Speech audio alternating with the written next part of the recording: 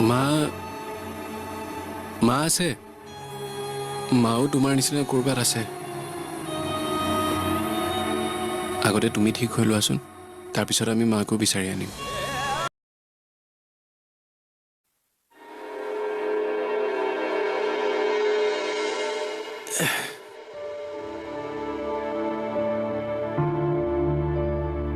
জীৱনটোৰ সঁচাকৈ কোনো ভৰসা নাই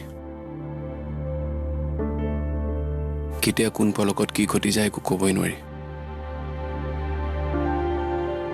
আমি মিছাতে বেছিকৈ ভাবি থাকো আচলতে ইয়াৰ পিছৰ মুহূৰ্তটোত কি হ'ব আমি একো উমানেই নাপাওঁ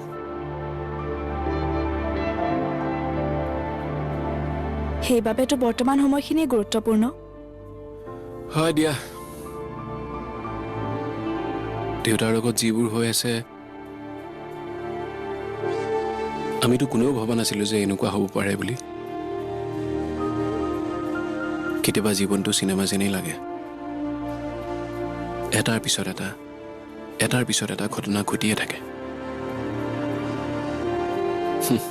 এটা সমস্যা সমাধান হয়হে আন এটা সমস্যা মূৰ দাঙি উঠেই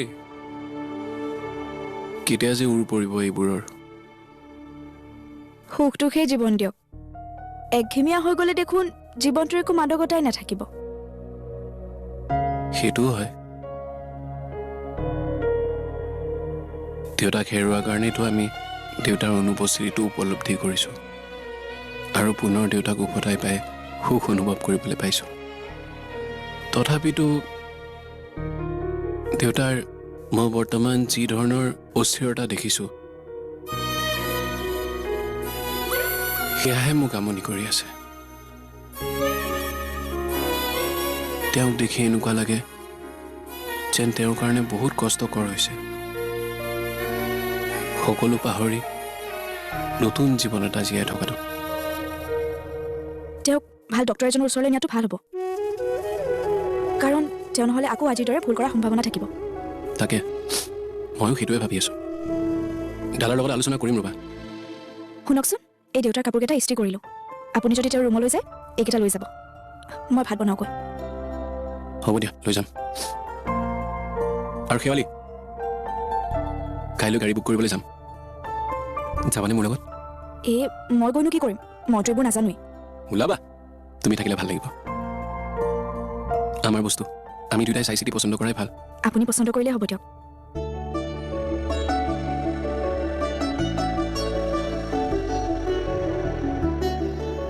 নহ'ব আমাৰ সংসাৰৰ সকলো কথা বা সিদ্ধান্ত আমি দুয়োটাই সমানে ভাগ লোৱাটো মই বিচাৰোঁ মা দেউতাৰ পৰা শিকিছিলোঁ সংসাৰ এখন সুখী হ'বলৈ হ'লে স্বামী স্ত্ৰীৰ সহযোগ সকলোতে সমানেই লাগে মা দেউতা আপোনাৰ কাৰণে আদৰ্শ হয়নে অঁ মই বহুত ভাগ্যৱান আপোনাৰ লগতে দেউতাৰ দৰে ভাল মানুহৰ বোৱাৰী হ'ব পাৰিছোঁ আমাৰ সন্তানে অন্ততঃ ককাকৰ পৰা ভাল সংস্কাৰ শিকিব পাৰিব সন্তান মানে মই লাজ কিয় কৰিছা ঠিকেইতো কৈছা সন্তানটো হ'বই অ' শেৱালি কেতিয়া হ'ব যাওঁ মই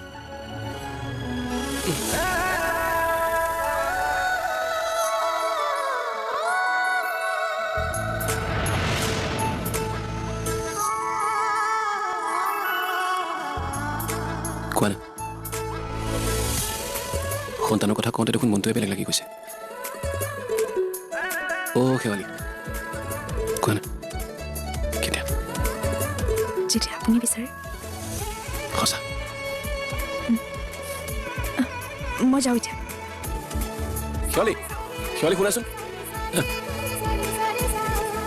যেতিয়া আপুনি বিচাৰে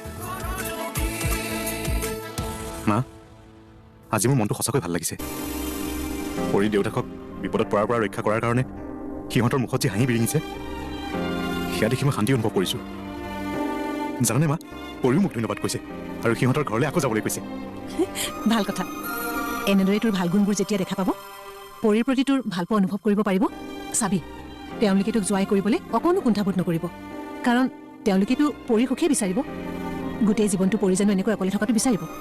মা, মই কেৱল তেওঁলোকৰ ঘৰৰ মানুহৰে নহয়, পৰীৰ সন্মতিতহে মই পৰীক নিজৰ কৰিব বিচাৰোঁ। হ'ব, তোৰ সেই আশাও পূৰণ হ'ব। এয়া মোৰ আশীৰ্বাদ। মই জানো তই পৰীক বহুত সুখত ৰাখিব পাৰিবি, কাৰণ তই পৰীক সদায় হাঁহি থকাটো চাব বিচাৰ। কেৱল তই তাইক এই কথা উপলব্ধি কৰাব পাৰিব লাগিব। বাবা, মই যাম নেকি পৰীহঁতৰ ঘৰলৈ বিয়াৰ প্ৰস্তাৱ লৈ? নালাগে মা, এতিয়া যাব নালাগে। আগতে পৰীক মই মোৰ মনৰ কথা কৈ লওঁ, তাৰপিছত তুমি যাবা। অঁ, তোমাৰ যদি ইচ্ছা আছে দেউতাকৰ খবৰ ল'বলৈ যাব লগত আৰতি মাহীকো লৈ যাবা। হ'ব দে, মই যাম। যা, তই এতিয়া শুই থাকগৈ। ঠিক আছে, হ'ব দিয়া। তুমিও সোনকালে খোৱাগৈ। বিজয়, বিজয়, আপোনাৰ এই মৰমৰ চিন এতিয়া মানুহে মোক ভাব বুলি হাঁহিব। মই কি কৰোঁ, কি কৰোঁ মই? বিজয়,